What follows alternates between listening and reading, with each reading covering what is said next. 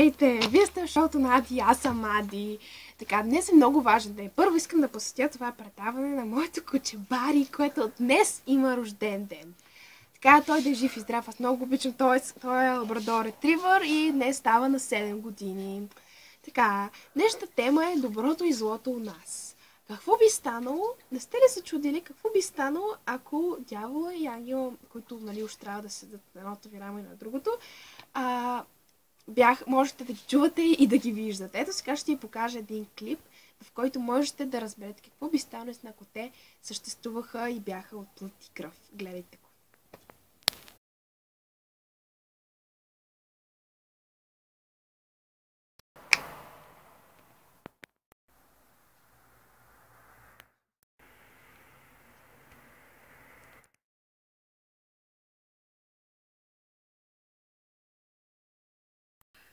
Това хубава рокля, сигурно ще изглеждам супер в нея, а имам и достатъчно пари, обаче обещах, че ще ги дам за тетрадка и после ще ми станат за джобни. Какво да правя?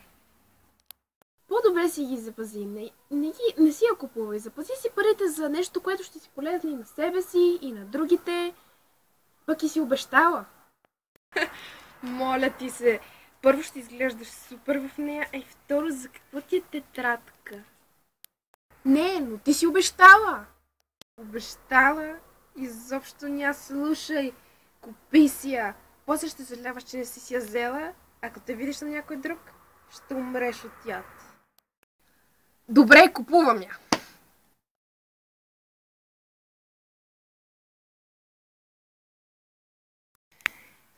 Ох, първо си напиша домашните или да видя първо в Фейсбук.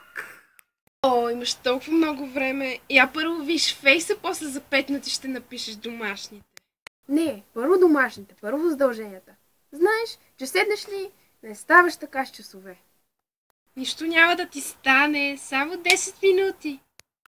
Добре, ще видя Фейсбук, но само за 10 минути.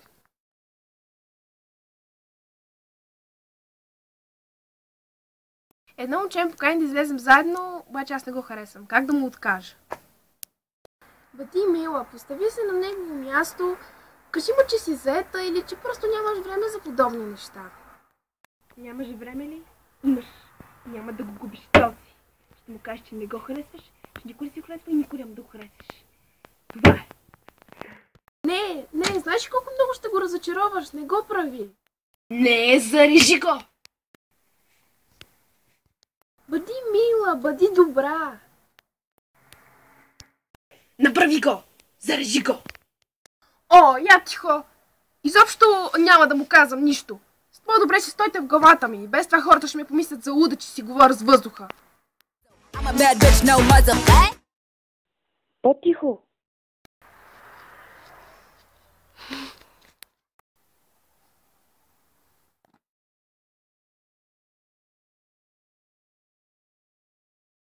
Така, това беше за днес от мен, Ади, от шоуто на Ади. Нямам се да ви хареса от този клип. Така, отдолу може да коментирате и да кажете кое преобладава повече във вас, дявола или ангела. Например, за домашните, когато трябва. Това е много интересна тема, наистина. Когато трябва да напишете кое правите първо, пишете си домашните или гледате във Фейсбук. И още, ако имате нещо друго да кажете, също може да го направите.